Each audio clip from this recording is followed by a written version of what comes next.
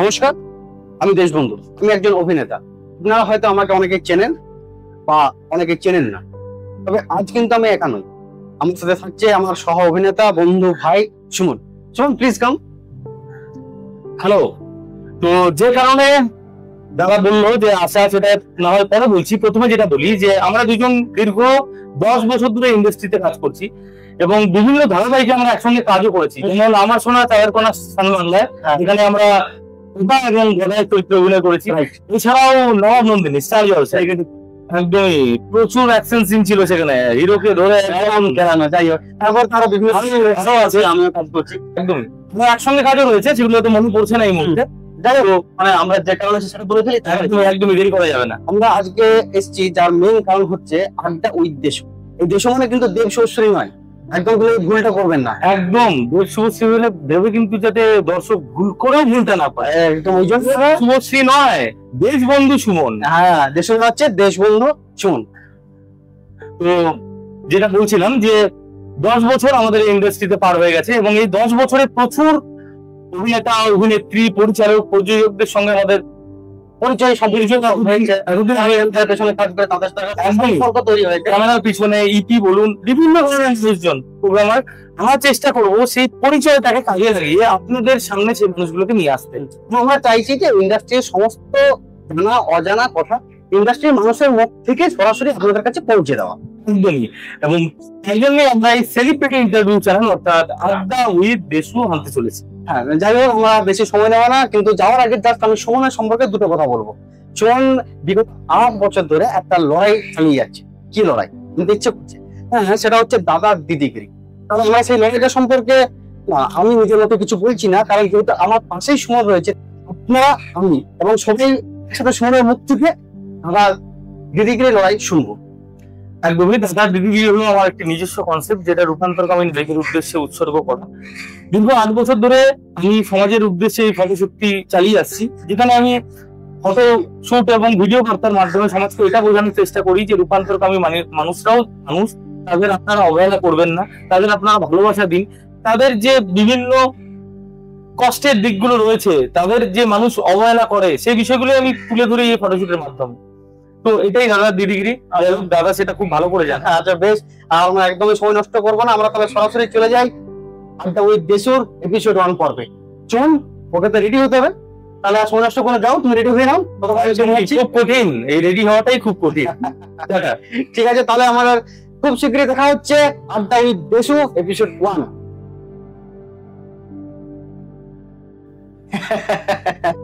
আপনারা দেখতেই পাচ্ছেন আমাদের দাদা দিদি রূপে চলে এসছে।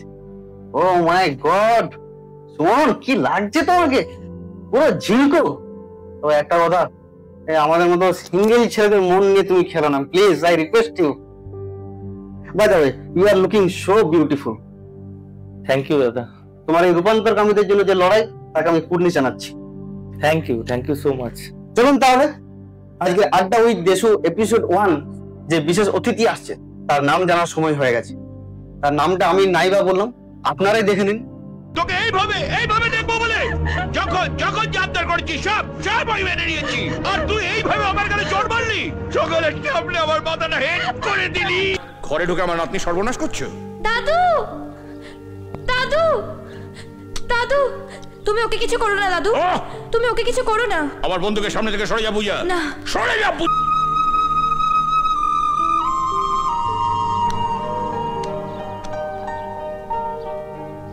নমস্কার, আমি সুমন, আর আপনাদের সকলকে স্বাগত জানাই আড্ডা উইথ দেশুতে।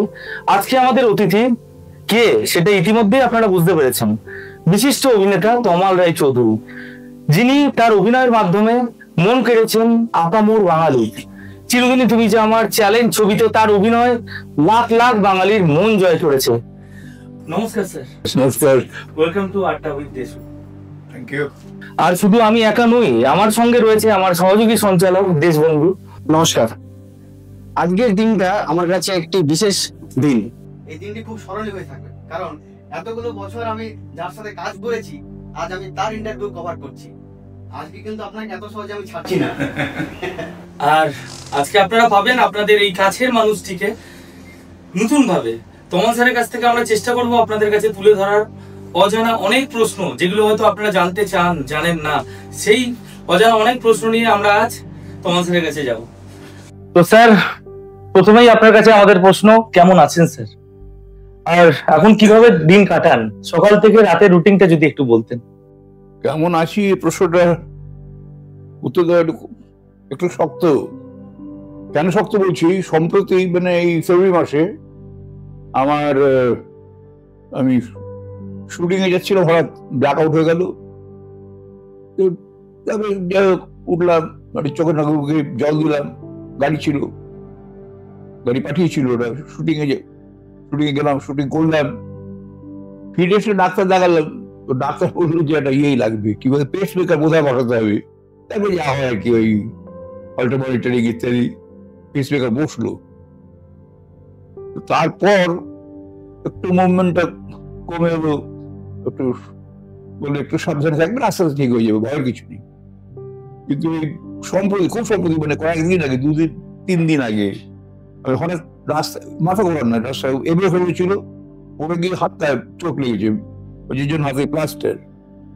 সুতরাং শারীরিক খুব ভালো আছি বলবো না, সময় কাটে ওই বাড়িতে বসে তাস খেলি, পেশেন্স খেলি, আমেরিকান যেটাকে বলে সল্টে, একা তাস খেলি।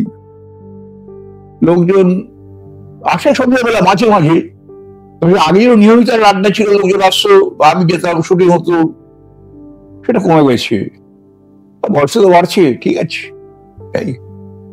এবার স্যার এটা জানতে চাইবো, এত বছর ধরে ইন্ডাস্ট্রিতে রয়েছেন, আর যেটা আপনি খানিকক্ষণ আগেই বলছিলেন যে প্রচুর কাজ একটা সময় আপনাকে আমরা দেখেছি, আর এখনো দেখছি, রিসেন্টলিও আপনি কাজ করেছেন বেশ কিছু ছবিতে। তো একটা সময় দেখেছি প্রচুর কাজ করছেন, মানে সকাল থেকে রাত অব্দি আপনার কল টাইম, মানে এতটাই ব্যস্ত থাকতেন আপনি। সেখান থেকে প্রচুর আর্টিস্টের সঙ্গে, প্রচুর বড় নায়ক নায়িকার সঙ্গে শুরুর সময়টায় আপনি কাজ করেছেন। যদি আমি দেব শুভশ্রীর কথাই বলি, দেব শুভশ্রীর চ্যালেঞ্জ ছবিতে আপনি শুভশ্রীর দাদুর ভূমিকায় অভিনয় করেছেন, এবং সেখানে প্রথমবার দেব শুভশ্রীকে আপনি কাছ থেকে দেখেছেন, যেখানে তারা তখন দেবও হয়নি, শুভশ্রীও হয়নি, একদমই নবাগত এবং নবগতা অভিনেত্রী। সেই সময়টায় দেব শুভশ্রী কেমন ছিল যদি একটু বলতেন স্যার। না মানে মানুষ হিসেবে সবসময় খুব ভালো, নিশ্চয়ই বলবো খুব ভালো। দেব খুব এমনি, খুব মানে কি বলবো, বিনয়ী, ভদ্র, তখন আমি যেভাবে দেখেছি। আর নবাগত হলো দেব, কিন্তু তার আগে ওই যে ছবিটা মানে চিরদিন তুমি যাওয়া, তাতে বলে একটা ডান্স সিকোয়েন্স মধ্যে ছিল। একদম স্যার, প্যান্টে তালি। তো সেইটা তখন ওটা ওই ছবিটাতে আমি ছিলাম, তো ফলে একদম নবাগত সেরকম মনে হয়নি আর কি। আর আমাদের সঙ্গে ওই যেহেতু বাইরে শুটিং হয়েছে, অনেকটা অংশ হায়দ্রাবাদে হয়েছে শুটিং, এই চ্যালেঞ্জের। তার ফলে কি বলবো, মানে ভালো এক্সপিরিয়েন্স ওয়াজ গুড। স্যার আপনার সঙ্গে প্রথমবার দেব শুভশ্রীর আলাপ কিভাবে হয়? শুটিং স্যার, আজ সোশ্যাল মিডিয়া খুললে আমরা দেখতে পাচ্ছি শুধুই দেব শুভশ্রী, কারণ তাদের একটা ছবি আসছে 10 বছরের অপেক্ষার পর, ধূমকেতু। তো সেখানে প্রযোজক রানা সরকার এবং দেব, এবং পরিচালনার দায়িত্বে ছিলেন কৌশিক গাঙ্গুলি। সেই দেব শুভশ্রীকে নিয়ে এখন মানুষের উত্তেজনা খুবই হাই লেভেলে পৌঁছে গেছে। এবং কি একটা এমন জুটি যে 10 বছরের, একটা সময় হয়তো তারা খুব কাছের বন্ধু ছিল, তারপরে 10 বছরের একটা ব্যবধানের পর, রাগ অভিমান সবকিছুর পর আবার তারা এক মঞ্চে ছবির প্রমোশন করছে, তারা একসঙ্গে আবার তাদেরকে মানুষ দেখতে পাচ্ছে। তো মানুষ খুব হ্যাপি, কারণ কি দেব শুভশ্রী একটা সাকসেসফুল জুটি বাংলা ইন্ডাস্ট্রিতে। তো সেই জুটি আবার ফিরছে। আপনি তাদের সঙ্গে তো কাজ করেছেন, দেবের সঙ্গে তো আপনি চাঁদের পাহাড়েও কাজ করেছেন চ্যালেঞ্জের পর। তো স্যার আমি জানতে চাইবো, সেই নায়ক দেব থেকে আজকের মেগাস্টার দেব, প্রডিউসার দেব, আর সেই নবাগত অভিনেত্রী আজ লেডি সুপারস্টার, এতগুলো বছরের এই পরিবর্তনটা আপনি খুব কাছ থেকে দেখেছেন। স্যার এটা কি বলবেন? আমি ঠিক মানে কি বলবো, I am not competent to answer this question. কারণ হচ্ছে দেবের সঙ্গে আমি ওইটা করলাম চ্যালেঞ্জ, পুরো নাম ছিল চ্যালেঞ্জ নিবিনা শালা, যাই হোক চ্যালেঞ্জ। তারপরে করলাম ওটা চাঁদের পাহাড়, দেবের বাবা পাঠ করেছিল, বোধহয় সম্ভবত লাবু বোধহয় মায়ের পাঠ করেছিল, একবারে হ্যাঁ লাবুই করেছিল। তারপরে দেবের সঙ্গে কাজ করা হয়ে ওঠেনি, শুভশ্রীর কাজ করিনি। চিন্তা দেখা হল মায়ের মধ্যে, তাও খুব কম, কারণ নানান রকম এদিক ওদিক, তারপরে রাজনীতি, আমিও এদিকে ব্যস্ত হয়ে পড়েছিলাম। জীবের মতো আসছে না, শুধু আমি বলতে পারবো না, মানে যে এখন যে প্রডিউসারদের কিরকম, আমি সেই হিরোদেরকে চিনি, হিরো মানে যে উঠছে, রাইজ করছে এ সময়, মানে বেশ তখন মানে এস্টাবলিশ অ্যাক্টর, ইয়ের পরে কি বলে চাঁদের পাহাড়ে পড়ে ডেফিনেটলি একদমই স্যার। এই এর বেশি ওই যে ট্রানজিশনটা বা ওই যে ওর উত্থান যেটাকে বলে, সেটা মানে আমি তার মানে I am not an witness to it, আর কি I am not a witness. শুধু দেব শুভশ্রী নয়, আমরা যদি রাহুল প্রিয়াঙ্কার কথা বলি, তারা ডেবিউ করেছিল স্যারের সাথে চিরদিনই তুমি জামার। স্যার সেই সময়কার কথা যদি আমাদের বলেন। রাহুল প্রিয়াঙ্কা চিরদিনই তুমি জামার, চিরদিনই তুমি জামার কিরকম হয়, অনেক অনেক বছর আগে একটা ছবি হয়েছিল রূপ, টেলিফিল্ম, অশোক বিশ্বনাথন ডিরেক্টর ছিল। তো সেই ছবিতে আমি অভিনয় করেছিলাম, প্রফেসর বিশ্বনাথন ছিলেন, সুমিতা সন্ন্যাল ছিলেন, অনেকে ছিলেন। এই চূর্ণী গাঙ্গুলি এবং কৌশিক গাঙ্গুলি, তখন চূর্ণী ব্যানার্জি বিয়ে হয়নি আর কি সেই সময়, ওরা অভিনয় করেছিলেন। তার অনেক বছর পরে আমি আরেকটা ছবি করলাম, তার নাম হচ্ছে রসগোল্লা। রসগোল্লাকে হিরো নবীন পার্টি করলো, শুনলাম সে চূর্ণীর সন্তান উজান গাঙ্গুলি, উজান মানে আমাদের কৌশিকের পুত্র। বের হয় এটা কেন গল্পটা বললাম, তার কারণ হচ্ছে এই আমাদের রাহুল প্রিয়াঙ্কার পরে অনেকবার দেখা হচ্ছে, একটা ছবিতে করলাম সেই ইয়েতে গিয়ে, নিউ টাউনে গিয়ে দেখা টাকা হয়, যেসব অনেকে দেখা হয়নি প্রিয়াঙ্কার সঙ্গে।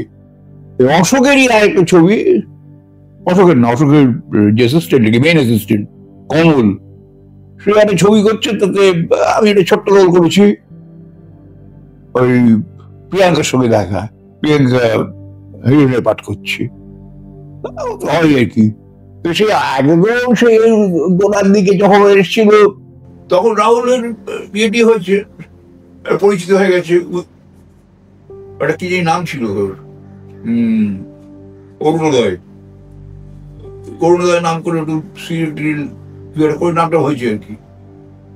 এই মেয়েটি নতুন ছিল, কিন্তু ভেরি প্রমিসিং, মনে হয়েছিল দারুণ হবে, কিন্তু সেরকম হয়েছে, ভালোই করে। তো সত্যি কথা বলতে আমি ভেবেছি আরো অনেক বেশি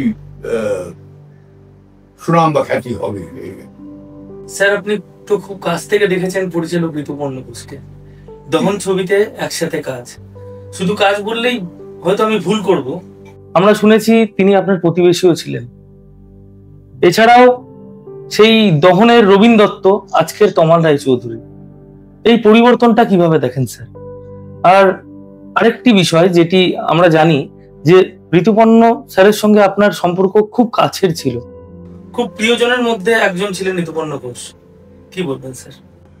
আসলে রিঙ্কু, মানে ঋতুপর্ণ ডাকনাম রিঙ্কু, ও পাড়ার ছেলে, ওর মার ইরাদি, বাবা সুনীলদা, পাড়ার লোক। তো ইরাদি সুনীলদা যেটা মস্ত বড় গুণ ছিল, যিনি খুব ভালো আর্টিস্ট ছিলেন, ছবি আঁকতেন, আর্ট কলেজে পড়তেন ওরা। সেই একই স্কুলে যোছন দস্তিদারও পড়তেন, আজকে কেউই নেই ওদের মধ্যে। যাই হোক, তো ঋতুপর্ণ আসতো খুব খুব ছোটবেলা থেকে, খুব ভদ্র, খুব বিনয়ী, একটু হয়তো এফিমিনেট, সে তো অনেকই হয়, কিন্তু দেখ ওটা বাদ দিয়ে বলছি, ওটাই এখন সবাই হাইলাইট করে দিই। যেটা ইম্পর্টেন্ট কথা সেটা হচ্ছে হি ওয়াজ ভেরি ট্যালেন্টেড, খুব খুব গুণী মানুষ ছিল। আমার মনে হচ্ছে মাঝে মাঝে চলে আসতো, এসে বলতে এই একটা স্ক্রিপ্ট আমি ভাবছি, আমার যে মনে হলো আমার তোমাকে একটা বলে দিলাম। ও কিন্তু ফেলতো না, কিছু রেখে দিত। ইনফ্যাক্ট ওই দহনেরও আগে শীর্ষেন্দুর একটা গল্প, শীর্ষেন্দু মুখোপাধ্যায়ের একটা ছোটদের গল্প ছিল হীরের আংটি। হীরের আংটির স্ক্রিপ্টে ছবিতে মানে টাইটেল কার্ডের নামও আছে আমার, যে আমি যদি ছবিতে হেল্প করেছি বললো প্রমাণ কি, সেটা তো বলা যায় না। এটা আমার নাম আছে, সংলাপে ঋতুবর্ণ ঘোষ, তমাল রায় চৌধুরী। তো সেখান থেকে আর কি মোটামুটি অ্যাসোসিয়েশন। তারপরে তখন ওই একটা ছবি এসেছিল city of joy. City of জয়ের সময় ওই আমার সঙ্গে শাবানা আজমির একটু বন্ধুত্ব হলো বা ইয়ে হলো, পরিচিতি হলো। এবং সে তখন চিলড্রেন্স ফিল্ম সোসাইটির চিলড্রেন্স ফিল্ম যারা একদম বাচ্চাদের ছবিগুলো স্পন্সর করে ইয়ে করে, তো তার চেয়ারপারসন ছিল। সেই হলো ছবিটা বলো, এটি লোকেরা নোটিস করলো। তারপর 19 এপ্রিল এলো, ভীষণভাবে লোকেদের ভালো লাগলো। রিঙ্কু বেসিক্যালি কি বলবো, খুব ট্যালেন্টেড, ভেরি ট্যালেন্টেড। শেষের দিকে ওই দিকটা মানে ওর বিশ্বাসের জায়গাটা সেটা বেশি আমার মনে হয়েছিল, ওটা বেশি জোর দিল ওটায়। But as a filmmaker he was very good, undoubtedly very good. আর হ্যাঁ, আমি খুব মিস করি, কারণ সন্তানের মধ্যে ছিল আমার। যাই হোক, ওটা আমরা হয়তো দেখতে পাচ্ছি স্যারের চোখের কোনায় এক ফোঁটা বিন্দুর মতো জল আসার কথাই, কারণ কি হয়তো খুব কাছ থেকে ওই মানুষটাকে উনি দেখেছেন আর হয়তো খুব ভালোবাসতেন, যেটা আমরা বুঝতে পারছি। যাই হোক স্যার, এটাও আমরা শুনেছি যে আপনি বলতেন আর তিনি লিখতেন, এটাও কি সত্যি? ওরকম ঠিক না, মানে হয়তো একটা বললো যে আমি লিখেছি, ও হলো মানে না সেরকম নয়। মানে অনেক অনেক কথাই আমি বিয়ে করেছিলাম, কেউ একটা নাটক করেছিলাম চিরকুমার সভা। তাহলে একটা দৃশ্য আমরা মানে বাধ্য হয়েছিলাম, মানে সময় টময় ইত্যাদি কারণে একটু দু একটা সংলাপ হয়তো এদিক করেছি। তাহলে ক্যাবি রবীন্দ্রনাথের লেখানো গরম চালাম তা নয়, পরিচালনা একটু করে নিতে হয় অনেক সময়। সেটা ঠিক কি ভুল সেটা তারপরে সাপেক্ষ করেছিলাম মানে। আর সত্যি কথা বলতে আমার মনে পড়ে, যেটা আমার যত ছবির স্টক রয়েছে বা আমি যত ছবি দেখেছি আমার নিজস্ব এই সামান্য জীবনে, তো তার মধ্যে দহন ছবিতে একটা কোর্ট রুম ড্রামা যেটা আমরা দেখেছিলাম, যেটাকে বলে অ্যাকচুয়ালি কোর্ট রুম ড্রামা, যে সেই প্রশ্নটা যেটা আপনি করেছিলেন যে তার মানে কি আপনি রাতের বেলা পরপুরুষের সঙ্গে বাইরে ছিলেন, এরকম একটা প্রশ্ন আপনি করেছিলেন। তো সেটা একটা আলাদাই ফ্লেভার এনেছিল সেই কোর্ট রুমটা আমার মধ্যে, এটা মনে পড়ে। এখন মনেও নেই এক্সাক্ট, শুধু এটা মনে আছে যে প্রথম দিন কোর্ট রুম শব্দটি আমি মানে দিলীপ রায় একটা সিন ছিল, আমি দিলীপ রায়ের সিগারেট ধরে নিয়ে সিগারেট ধরলা, সেটা যে দুজনে দুপক্ষের উকিল, কিন্তু তা মানে কি বলবো এমনি আলাদা করে সিগারেট ফিগারেট খাচ্ছি, একসঙ্গে আড্ডা মারছি, আমি একটা সিগারেট দিলাম, ও একটা চা বললো, এরকম সব ছিল। পরের দিন বোধহয় মানে গিয়ে উনি হয়তো বলেছিলেন আমার এই টাকাটা লাগবে, এটা বলেছি এত টাকা দেওয়া যাবে না, যাই করে উনি এলেন না। এবং সেদিন এলো নির্মল কুমার, নির্মলের নির্মল। তো তাহলে ওই সিনটার মানে হলো না কোনো, মানে দুপক্ষের উকিল একসঙ্গে সেটার অন্য মানে হতো, সিনটা রাখা হলো। এগুলো মনে আছে টুকটাক, কিন্তু ওই যে কোন কোয়েশ্চেনটা করেছিলাম এখন মনে নেই। অনেকে হয়তো জানেন না যে আপনি হলিউডে কাজ করেছেন, যদিও এই প্রশ্নটা করবার মতো সেরকম কিছু নেই, তবুও আমি জিজ্ঞাসা করছি। মানে আমাদের টলিউডের কাজের পরিবেশ বা বলিউডের কাজের পরিবেশ, তার সাথে হলিউডের কাজের পরিবেশের মধ্যে আপনি কিরকম পার্থক্য দেখেন? আপনার অভিজ্ঞতা কিরকম কাজ করার? প্রথম কথা, আমি বিদেশি ছবি করেছি, হলিউডের ছবি কিন্তু সত্যি বেশি করিনি, দুটো করেছি। একটা সিটি অফ জয় করেছি, আর একটা নেম সেভ করেছি। তো সিটি অফ জয়তে সুরিয়া চায়ের দোকানদার, আর নেম সেকে হচ্ছে হিরোর বাবা, ইরফানের বাবা। একটা সেই ছিল যে মেয়ে দেখতে গেছে, বাবা মা ছেলে, মানে যে আর কি যার সঙ্গে বিয়ে হবে ছেলে,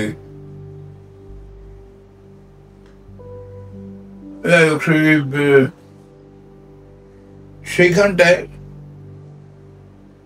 শুটিং আরম্ভ সকালে, ছিল বেলা 2টো অব্দি। চাপা হয়েছে এর মধ্যে, কিন্তু লাঞ্চ ব্রেকটা 2টো কি আর পরে হতে পারে। যাই হোক, আমাকে গিয়ে বললো ডিরেক্টর মীরা নায়ার, বললেন যে কটা টেক দিলে?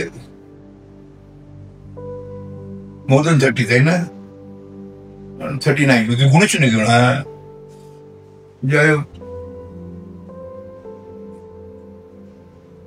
বললো আমার বেআই এর পাঠ করছি। বেআই মানে কি, মানে আমি আমার ছেলে করছি ইরফান খান, আর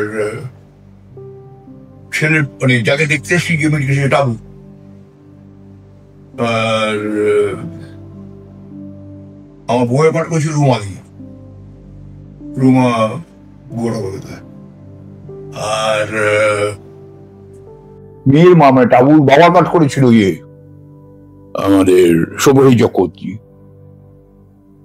কি কথায় মীরা বললো যে সব্যসাচী, মানে ওরা কি করে, একটা সিন, সে মাস্টার সিন নেওয়া হলো, তারপরে বড় আমার ক্লোজ আপ নেওয়া হচ্ছে, আমার ডায়লগ তো সামান্য 2-3টে ডায়লগ, কিন্তু পুরো সিনটা হচ্ছে আমি রিয়াক্ট করে যাচ্ছি।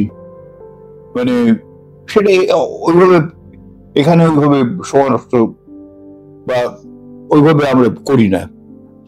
ওই সিনটা ম্যাক্সিমাম 3টে কি 4টে অ্যাঙ্গেল থেকে নিতে হয়তো, কিন্তু বললো যে এরকম সব্যসাচী খুব ভালো অ্যাক্টর, কারণ 40 বার শট হয়েছে, 40 বারই একরকম করেছে। কারণ আমি তাই করেছি, না প্রত্যেক আলাদা চেষ্টা করেছো, কোনটা ঠিক আই ডোন্ট নো। সেটাও একটা সে হচ্ছে কথা, মানে ওদের, কারণ আমিও লোকে ভাবে যে আমি মানে হলিউডের ছবি যেমন আমি করেছি তন্দুরি লাভ, সেটা একদম সুইস ছবি, সুইজারল্যান্ডের ছবি, সুইস ভাষায় হয়েছে। গল্পটা হচ্ছে যে সুইজারল্যান্ডের যেমন পুকার ফুকার হয় না, বরফের মধ্যে হিরোইন নাচছে, হিরো নাচছে, গান হচ্ছে, সেই সুইজারল্যান্ডের পটভূমিতে সিনেমা হবে। তো সেই সিনেমার মানে সিনেমা যে ইউনিটে গেছে তাদের দলের সঙ্গে খুব যায়। তো সেই যে রাঁধুনি পুরুষ মানুষ কুক, সে ওখানটা ওয়েট্রেস হেঁটে পড়ে যায়, লোকাল ওয়েট্রেস। তো আমি হচ্ছি সেই যে টিমটা গেছে, ভারতীয় যে সিনেমার টিমটা গেছে, সেই টিমটা একজন প্রোডাকশন ম্যানেজার। এরকম সেই এটা যেরকম সেই এবারে হচ্ছে 16 বার টেক নেওয়া হবে আমেরিকায়, এই হলিউডে, এখানে একটু কম। আচ্ছা। কিন্তু ওয়ান শট ওকে ফোকেনি, একবার শট হয় না। আর তাছাড়া মানে ওদের এক্সপ্লেন করতে হয় যে তুমি কম শট নিলে কেন, ও ওয়াই, মানে নিলে কেন, কি কি হয়েছিল, হোয়াট ওয়ান্টেড ইউ।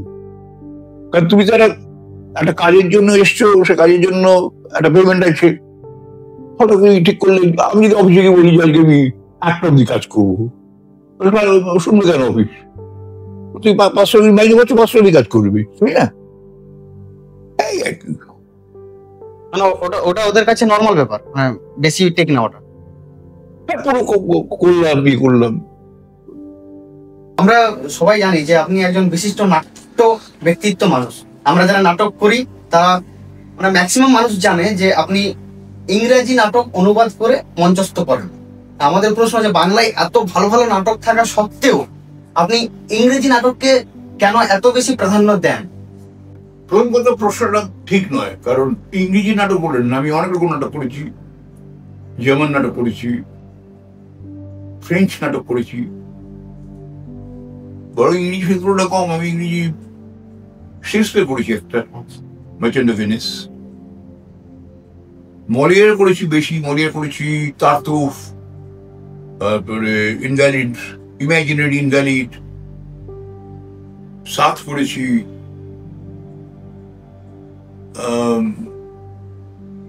আর তখন একটা ট্রেন্ড ছিল, নান্দিকার খুব বহুই করতো, ইয়ে তো পিএইচডি তো এলডি তো করতেই, পদ তো করতেনি, কিন্তু মানে বাংলা করে করে নেওয়া। কিন্তু আমি সেটা না করে বরং চরিত্র সাজিয়ে রেখেছি, মানে ফরাসি চরিত্র বা জার্মান চরিত্র করে রেখেছি বেশিরভাগ সময়। হয়েছে ক্ষতি, আমি মানে বাংলাটাকে বিরুদ্ধে আমি টেলিভিশনে গিয়ে করেছি, আমি টেলিভিশনে শাহজাহান করেছি, ওর থেকে বেশি বাংলা নাটকের কি হবে। আমি চিরকুমার সহ করেছি, রবীন্দ্রনাথ করেছি, ডিএল রায় করেছি। তাও আপনার সংখ্যাটা বিদেশি নাটকের উপর বেশি। আমি বলবো সমান সমান সমান সমান। কারণ বিশেষ করে একবার কি হলো, ঠিক হলো যে দূরদর্শন থেকে যে ওরা বিশ্ব রঙ্গমঞ্চ থেকে থিওরি নাম দিয়ে একটা সিরিজ করবে বিভিন্ন নাটকের, সেখানটায়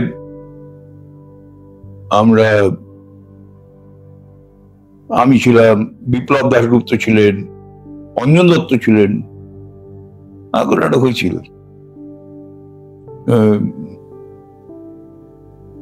ভালোই তো হচ্ছে, ঠিক আছে। আমি যেরকম আমি গ্রীষ্ম করেছি, ওইখানে প্রফুল্ল নাটকটা করেছিলাম ইয়েতে, ওই বিশ্ব রঙ্গমঞ্চ থেকে প্রফুল্ল নাটক করেছিল। স্যার, আপনি শুধু অভিনয়ে থেমে থাকেননি, অভিনয়ের পাশাপাশি আপনি পরিচালনার কাজ করেছেন, পরিচালক হিসেবে কাজ করেছেন।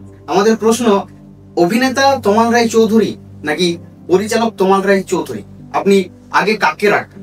শিক্ষার্থী, ছাত্র তো আমার কিছুই যাই না, কি কিছু মানে সে নিউটন বলেছিলেন না যে আমি যদি একটু অধিক দেখতে পেয়ে থাকি অন্যদের তুলনায়, তার কারণ হচ্ছে আমি কিছু ট্যাগেন্টিক লোকের খাদের উপর দাঁড়াবার সুযোগ পেয়েছিলাম। আমার আগে যারা পড়ে গেছেন এবং পরে যারা পড়বেন, মাঝখানে একটা সেতুবন্ধ দেখা পেলে খুশি আবার।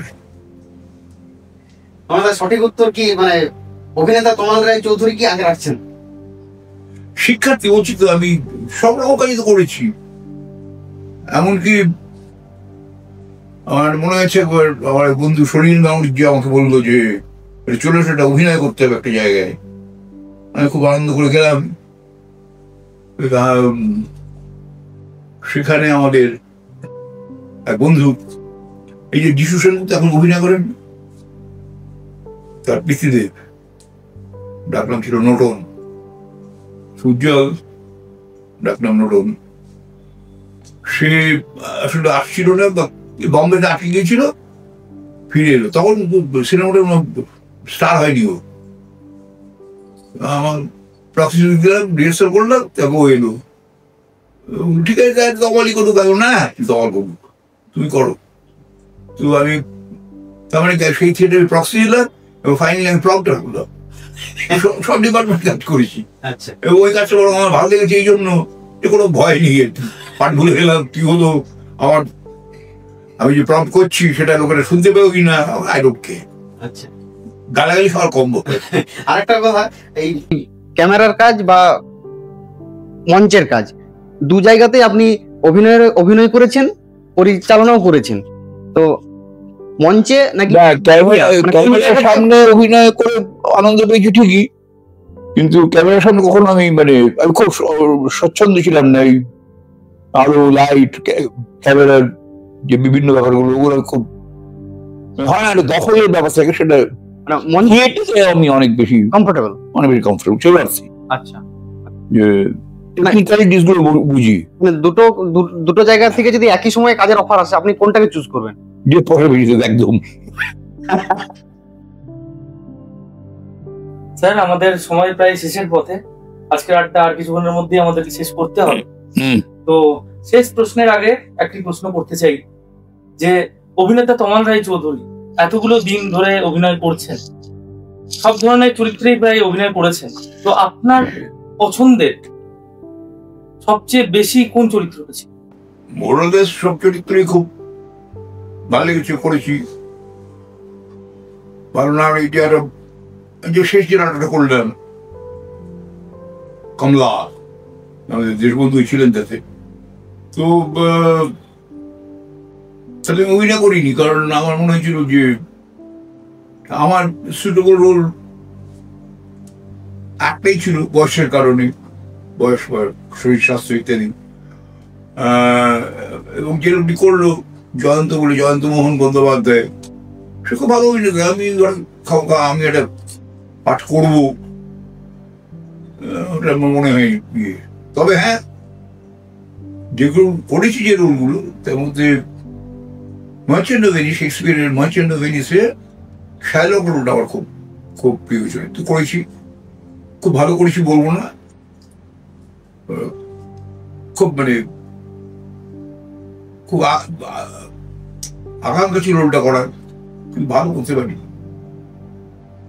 আর ভবিষ্যতে কোন রোল না, আর সেরকম এখন স্বপ্ন দেখি না, কারণ বয়স স্বাস্থ্য সবই অন্তরায় হয়ে দাঁড়িয়েছে। এটি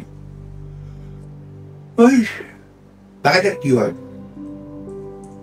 কি হবে ভবিষ্যতে কেউ জানে না, হয়তো হতে পারে, দেখা যাক।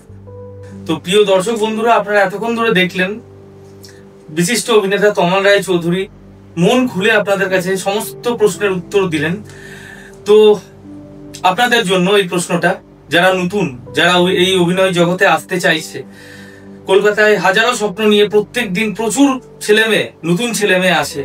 স্যার শেষ প্রশ্ন আপনার কাছে, নতুনরা যারা আসছে স্বপ্ন নিয়ে, তাদের উদ্দেশ্যে কি বলবেন? প্রথম কথা যেটা, সেটা হচ্ছে যে যেমন আমাকে কেউ কখনো বলে না, যারা গান শোনান, তো তারা জানে যে আমি গাইতে পারি না, আমার গলার সুর নেই। তো অভিনয়টাও গানটা থাকতে হয় বা একটা বোধ থাকতে হয়। ওই যে সবাই কিন্তু অভিনয় করলো যে এটা একটা ভুল ধারণা, এটা আমার মনে হয় যে সবাই যে নাচতে পারে তার কি মানে আছে, সবাই যে ভালো রান্না করবে তার কি মানে আছে, ঠিক সেরকমই। কিন্তু যদি কারো অভিনয়ের প্রতি ভালোবাসা থাকে, নিষ্ঠা থাকে এবং আগ্রহ থাকে, তাহলে শিখতে হবে। অভিনয়টা শিখবো না, জানবো না। একটা লোক বলে যে ও ন্যাচারালি গিফটেড খুব ইয়ে, কিন্তু গানটা শিখলো না, না শিখলে তো হবে না। অভিনয়টাকে শেখা দরকার নেই, ওইটা মুশকিল হয়ে যায়, ওটা হলে হয় না, শিখতে হবে। শিখেই আসা উচিত, এসেও শিখতে পারে, আস্তে আস্তে শিখতে হবে, শেখার প্রসেসটার মধ্যে থাকতে হবে, নিশ্চয়ই থাকতেই হবে। নমস্কার স্যার, আমাদেরকে এতটা সময় দেওয়ার জন্য, আর আপনাদেরকেও অসংখ্য ধন্যবাদ এতটা সময় জুড়ে এই ইন্টারভিউ দেখার জন্য। সত্যি আজকে আমরা ভাগ্যবান যে এরকম একটা মানুষের সামনে আমরা বসে রয়েছি এবং সেই মানুষটিকে আমরা চোখের সামনে এতক্ষণ ধরে পেলাম। এবং সেই মানুষটির কাছ থেকে এমন কিছু প্রশ্নের উত্তর পেলাম যে প্রশ্নের উত্তরগুলো দিতে উনি কখনোই দ্বিধাবোধ করেননি। সত্যিকারের মন থেকে উত্তর দেওয়া যাকে বলে, সেই উত্তর আমরা আজ পেয়েছি। তো অসংখ্য ধন্যবাদ জানাই স্যারকে, আবারও ধন্যবাদ যে আপনি এতটা সময় আমাদেরকে দিলেন। ধন্যবাদ। আমি নমস্কার করতে পারছি না, এই হাতটা একটা ডিসঅ্যাডভান্টেজ, হ্যান্ডিক্যাপ হয়ে গেছি। এনিওয়ে, আমার আন্তরিক ধন্যবাদ জানবেন। Thank you. এবং আপনাদের জন্য বলি, আমরা আবারও ফিরছি খুব তাড়াতাড়ি আড্ডা উইথ দেশু পর্ব 2 নিয়ে। তো সঙ্গে থাকো। আর আজকের মতো এইটুকুই। ধন্যবাদ। ধন্যবাদ।